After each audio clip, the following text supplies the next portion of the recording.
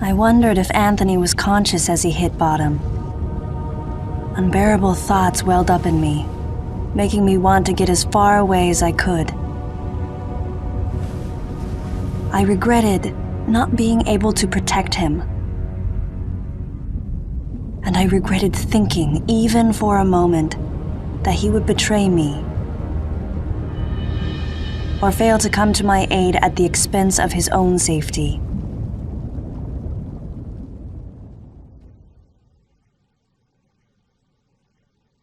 Something was gnawing at me. Communication with Adam had ceased. From the deleter's point of view, Adam would represent the largest threat.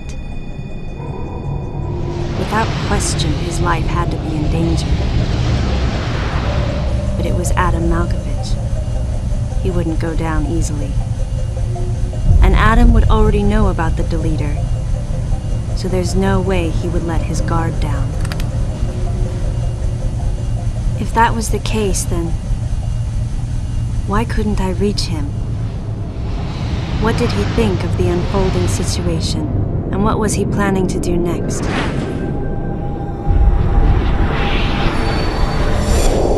My racing thoughts started to frustrate me.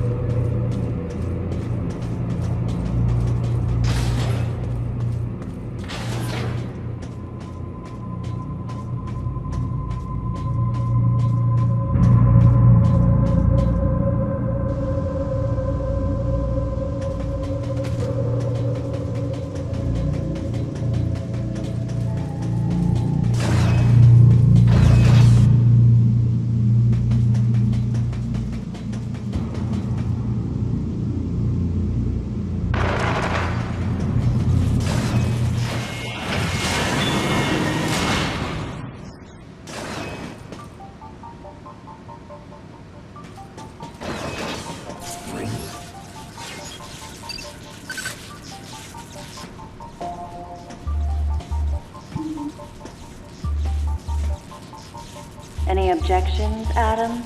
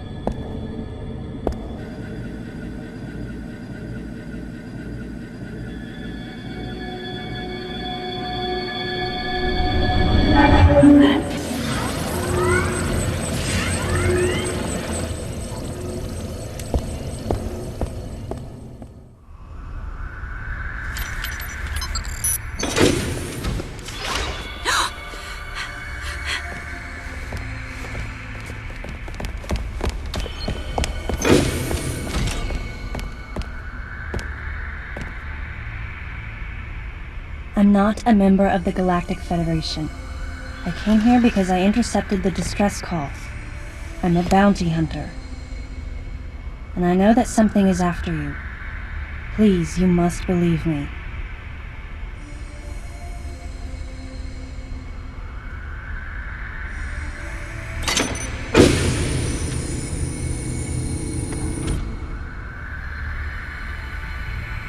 Thank you. I'm Samus Aran. What's your name?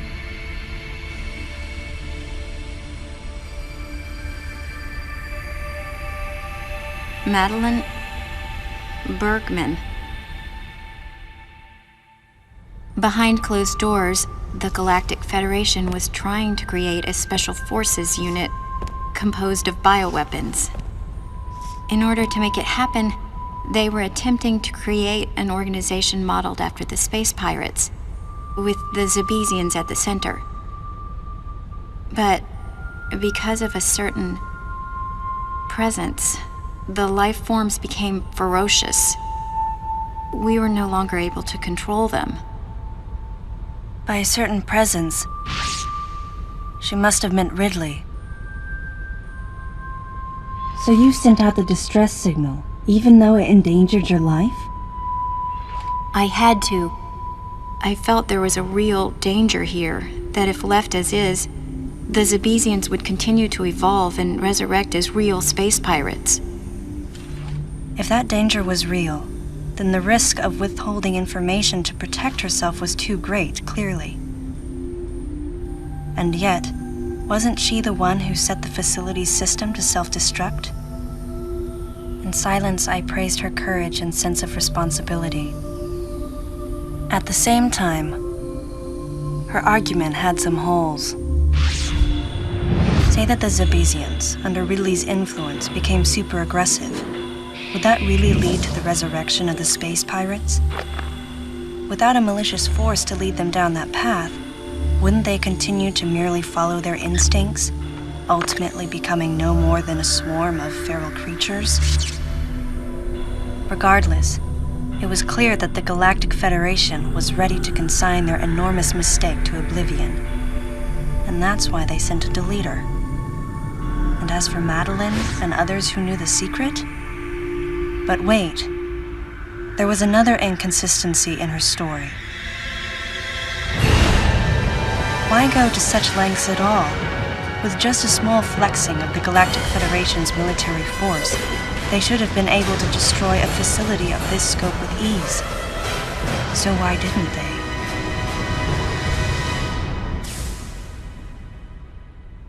Actually, there was an even more dangerous plan. Come with me.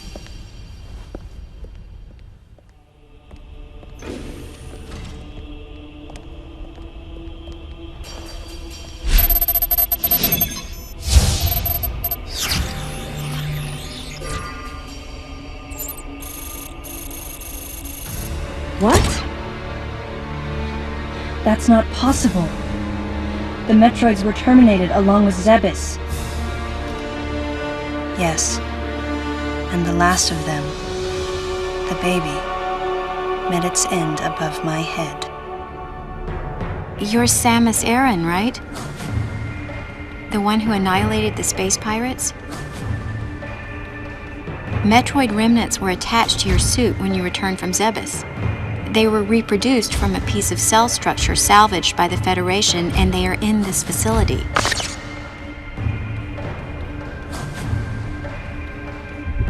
I gave your suit a polish so you'd be at least somewhat presentable.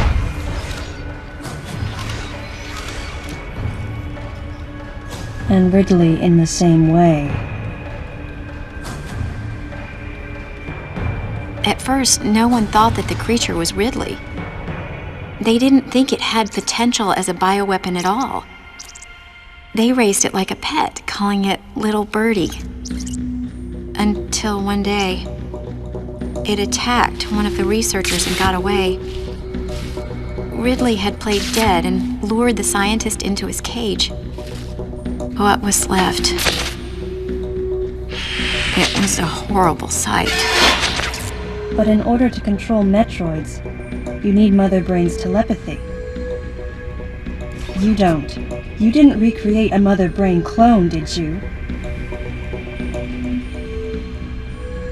It's artificial intelligence. We developed an AI program that would reproduce Mother Brain's thought processes. We called it MB. But it was just a program. It wasn't the Mother herself. MB evolved as it communicated with the Metroids. It appears as though it began to become self-aware, much like the original Mother Brain. It's really quite remarkable. That's when it became clear to me just why Madeline was so afraid of the space pirate's resurrection. It wasn't that her story had holes in it. Through the holes were glimpses of the danger that was right before her eyes. If everything she said was true, Where are the Metroids and MB? They're in an area called Sector 0. It's a unit that doesn't appear in any of our map data. It's a place like Turian, where we propagate and raise Metroids. I began to see what the worst-case scenario would look like. The ultimate weapon, the Metroid, would be mass-produced, and as soon as an AI that could control them was developed, the plan to create a special forces unit modeled after the space pirates was replaced. But as the AI called MB spun out of control, the facility became a place much like the planet Zevis. If the situation were left alone, galactic society would be put in peril. Even the ringleaders of the operation wanted to avoid that, but they still wanted the Metroids. And that's why they decided to capture the Metroids contained in Sector 0 and delete the rest of the facility, including the space pirates, Ridley, and everyone who knew the secret. But before the ringleaders could act, Adam appeared.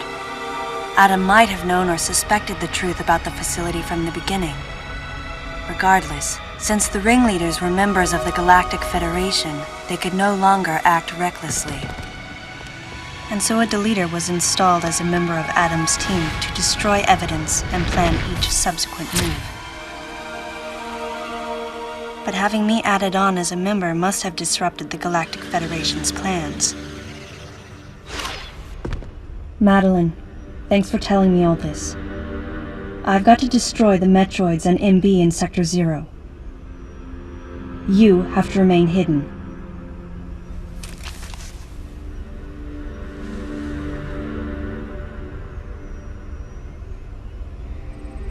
Don't worry. The Galactic Federation CO who's here now will help you. You're safe. Does that CO happen to be Commander Adam Malkovich?